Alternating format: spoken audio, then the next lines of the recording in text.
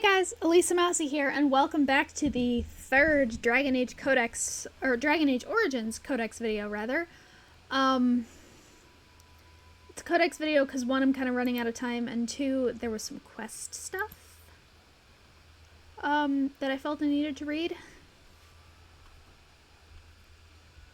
No, there's no way.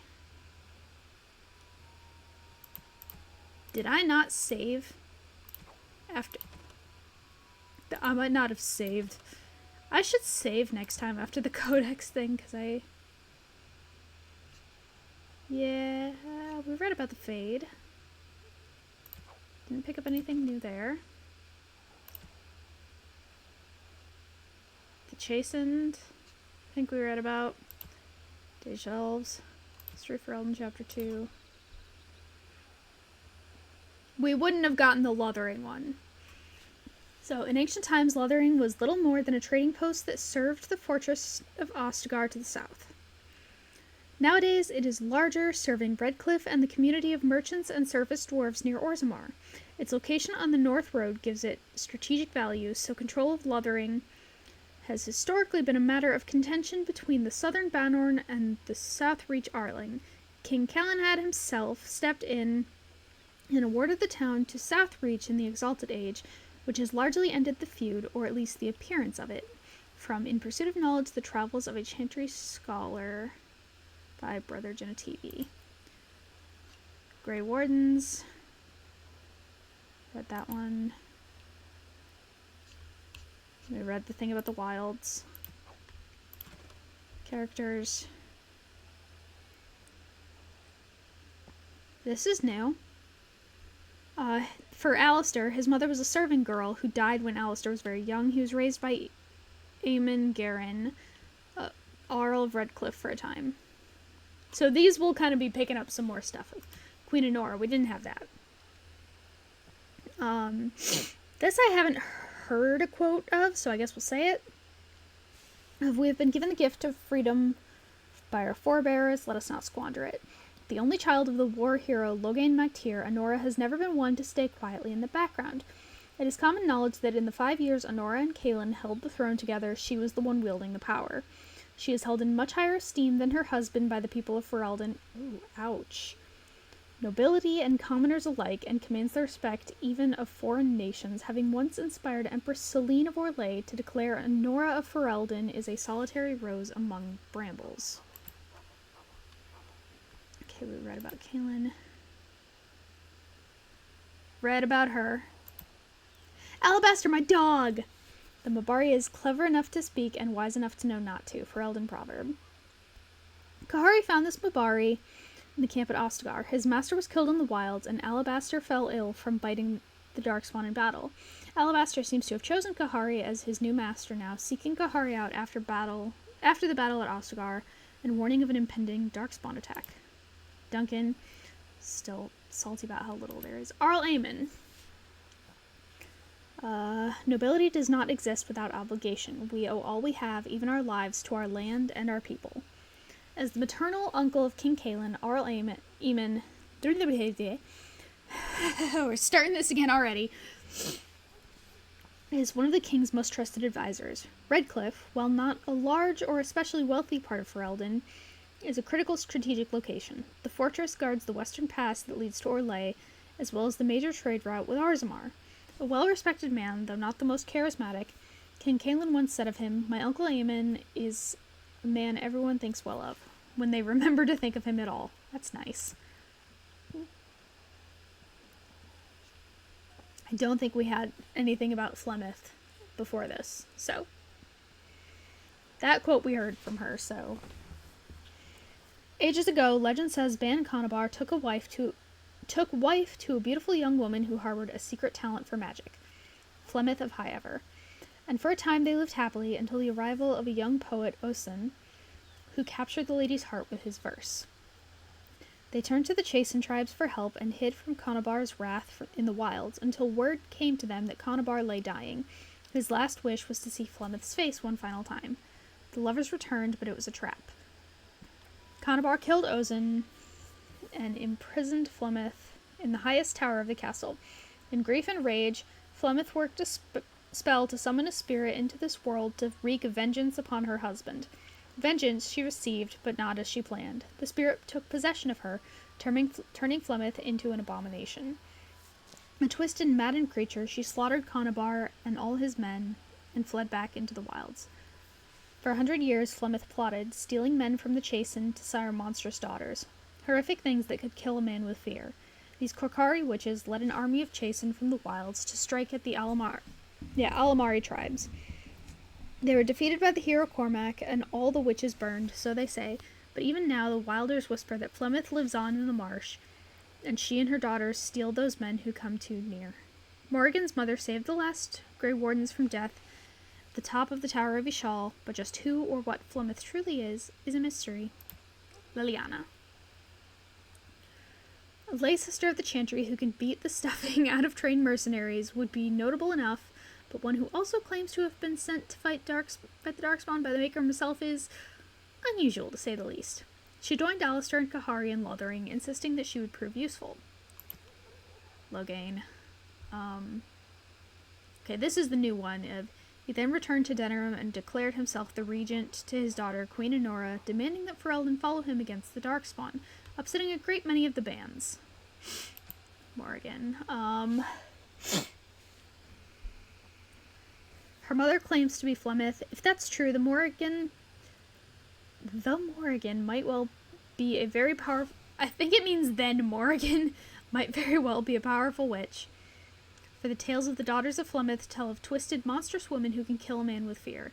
She was made to accompany the surviving Grey Wardens, the payment, Flemeth said, for saving their lives at the Tower of Ishal. Sten.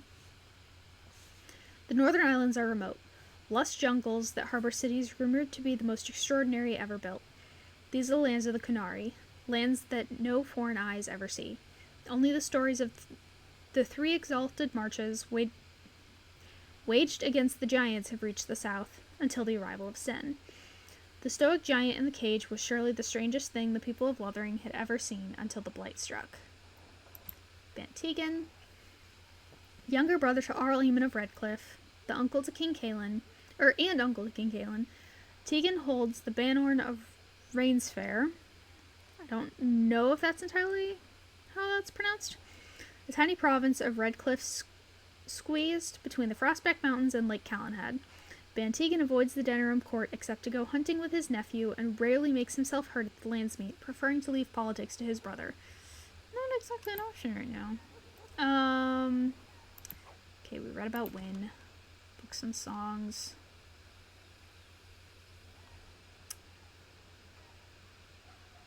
Yes! Read that because Mafrith, that was when we discovered his wife was Andraste. I think this is the first new one. Legend of Luthias Dwarfson. At an early age, Luthias was smaller than most children of the Alamari. At the age of 12, Luthias saved Tutha, the son of the tribal chief, from his own dog. The dog had gone rabid, and when it attacked Tutha, Luthias slew it with his bare hands. Tutha's father, Maben, was impressed with Luthias' strength and bravery, and so took him in as his own son. When Luthias grew to manhood, he became known for his charisma and bravery. While shorter than his fellow warriors, Luthias was stronger and doughtier than any warrior in his tribe. When Luthias was still a young man, Maben sent him to the dwarven city of Orzammar to negotiate an alliance.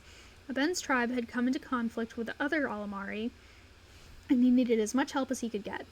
Luthias was unable to convince the dwarven king to aid his tribe, but fell in love with the king's daughter, Skaya. Luthias and Skaya fled the dwarven realm and returned to his tribe. Skaya taught Luthias the art of fighting without pain, the berserker state known as the Battle Wrath, and with it, Luthias became a renowned warrior. Oh, this is the story of the Ash Warriors, isn't it? Luthias led his tribe to many victories, until eventually he replaced his foster father as chief of his tribe. This peace would not last. During a feast between the tribal leaders of the Alamari and the Avar, the beautiful and powerful Avar chieftain, Morriganen, became enamored with Luthias and seduced him. Skaya learned of the tryst and fled the village to return to Orzammar. When Luthias rebuffed Morriganen's offer of marriage, she left in great anger and from that moment on there was war between the two tribes. For 15 years, the Alamari and Avar fought. During the Battle of Red Falls, a powerful young warrior from Morgannon's tribe challenged Lithias to battle. Lithias was injured grievously, but slew the boy. Morgannon revealed that the boy was Lithias' son, conceived 15 years ago during their tryst. She cursed Lithias as the murderer of his own kin, and the Battle of Red Falls turned against Lithias. Morgannon defeated Lithias in battle after battle until the Alamari were driven to the foothills of the Frostback Mountains. There, Lithias made a last stand. In the night before Lithias' final battle, Skaya came to him and offered him a dwarven suit of chain in exchange for a night together. Lithias agreed and wore the armor the following morning in battle. The battle was fierce and bloody, and Lithias met Morgannon in personal combat. In the end, Lithias slew the warrior woman, but not before receiving a mortal wound to his heart, the chain inexplicably unable to block her final blow. Lithias died, and after the battle was done, a party of dwarven warriors came down from the mountain and took the body of Lithias back to Orzammar. From the Legend of Lithias Dwarfson, author unrecorded, circa 350 ancient. Okay, the note from Sir Henrik. So many of my fellow knights have been searching for the urn. Surely one of them must have found Brother Genetivi by now.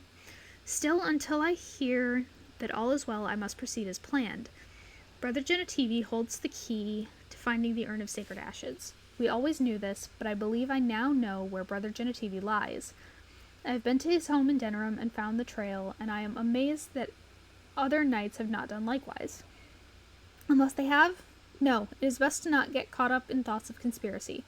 Sir Donald awaits my report in Lothering. I must go to him immediately and report what I have learned. Should anyone find these ramblings, all I ask is that he be informed of my fate. I pray that he complete what I cannot. Canopy Stake gift credits. Okay. Going through that just to make sure they... Yep. Quest related. Okay. Oh. There it is. Wouldn't be a Codex video without gas. I'm so sorry. A pinch of ashes. So we did this. Torn from a book on local myths and legends. The Korkari wilds are rife with legends and myths that have amazed and confounded scholars since the fall of Ostagar in ancient times.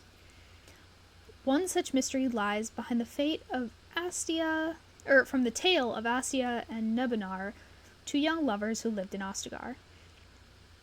The legend says that Astia grew up in the company of Gazarath, the spirit of earth, bound to an overhang on the bank of the lake in the Korkari wilds. Was that the name of the thing we fought? Gazarath began to fancy her, and they spent much of their days together talking and laughing. Over the years, however, Astia became a woman and began to seek the company of men. When Astia met Nebunar, the two fell in love, and Astia hoped to bring her lover to see her spirit friend. But the spirit, angered and jealous, bade her begone. Gazarath told her that she would never see it again until she brought her lover's ashes and sprinkled them over their spot. Astia was horrified, and she fled from the enraged spirit. But she began to miss Gazarath, and on the day Nebunar asked her to marry him, she cut her beloved's throat, burned him, and brought his ashes to Gazarath, knowing that their marriage would forever sever her ties to her dear spirit friend. There are legends among the Chastened that Gazarath still haunts that lake. He does. And that those who sprinkle the ashes of the deceased lover over the right spot can summon the spirit. In memory of the contract with its beloved Astia, Gazarath will grant a single wish and then vanish, never to be heard from again. A note is scribbled in the margin beneath the page. Marcus, I think this is real. If you take the ashes I gave you and scatter them over a pile of rocks on an overhang overlooking the half-sunken Tevinter Dome, maybe Gazarath will appear and give you a wish. If the battle takes you there, I think it's worth a try. Was my wish for a battle? Was my wish for experience? Because I didn't get a wish. But I got experience. Letter to Jogby. My dearest son, it pleases me that you wish to follow in my footsteps and bring the Maker's word to the unenlightened. I wish you had chosen a less dangerous place to do so. Apologies for leaving early for the wild sun, but I wanted to set up camp and get things started. The chastened respect one with survival skills in the wilds, so I hoped to get a grip on that before you arrived, and maybe establish an agreement with a local tribe so that we had friends when you came. When you reach the wilds, you'll find it difficult to navigate. I've listed certain landmarks below. If you follow them, they will lead you to a location I've scouted out where I've left you some supplies. If you're lost, try to get back to that spot and I'll find you. The landmarks are as following, beginning at the entrance to the wilds from Ostagar. Okay, those are all the... That's gotta be all the chase and trail signs. Love you, Jugby, my son. I hope to see you soon. Your father, Rigby. Rigby's last will and testament. To whoever finds this note, this is the last will and testament of Rigby the missionary, proud speaker of the Maker's word. I have come to the wilds to speak the chant, but I fear I will die here at the hands of the Darkspawn. I leave all that I came with to my wife, Jetta. Should the reader of this note feel charitable, I have buried a sealed lockbox in our camp, nestled in a Tevinter ruin in the western reaches of the wilds. It is my will that this lockbox finds my wife in Redcliffe, and that it is still sealed shut when it reaches her. To my wife and my son, I apologize that my work has taken me from you, but I know that I die in service to the Maker. Okay, before I check the signs of the chastened, I just want to make sure. Last one, testament, ancient trees. Knight's locket, Knight's note.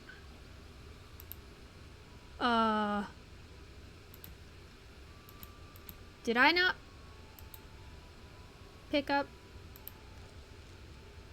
Oops. I'm not sure. We'll try and find the wife, and we'll see what happens. Signs of the chastened.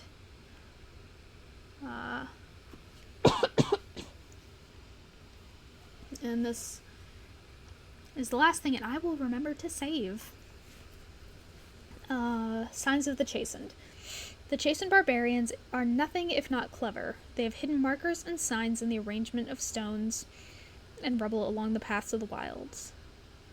In this way, they mark trails, note places of interest, and even give warnings in a way that outsiders cannot understand. Interestingly, these markers look indistinguishable from regular piles of stone. Yeah, I need a tab to find them. I've dedicated my time to deciphering these signs, and I believe I am close to a breakthrough. The trail markers seem to point to a hoard or location used for secret storage among the chastened.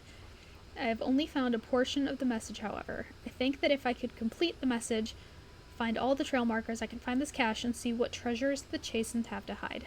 I have found one such marker near this camp under a fallen tree leaning against the ruins. Each marker seems to point to one or two others. I heard rumors that a Darkspawn horde is coming. I hope I can find this treasure before it's too late. Damn it. Okay. So the thing with Rigby's last will and testament is different than the signs of the chastened. So I missed it. Well, that sucks. Or maybe I didn't, and it's something else that I didn't know. Man. Kind of kicking myself about that now, but nothing we can do about it now. I mean, technically I could go back and replay everything, but I don't have time for that. I just don't. So instead, a little shorter than the other Codex videos, but it has gotten us completely caught up. There is nothing for next time. There is nothing that we have to catch up to next time. So yeah, that is it for this Codex video. So next Monday is probably just going to be a regular Dragon Age. But anyway, if you liked what you saw, leave a like, leave a comment. Subscribe if you're not subscribed. Maybe tap that notification bell to get notified every time I upload. See you on the flip side. Elisa out.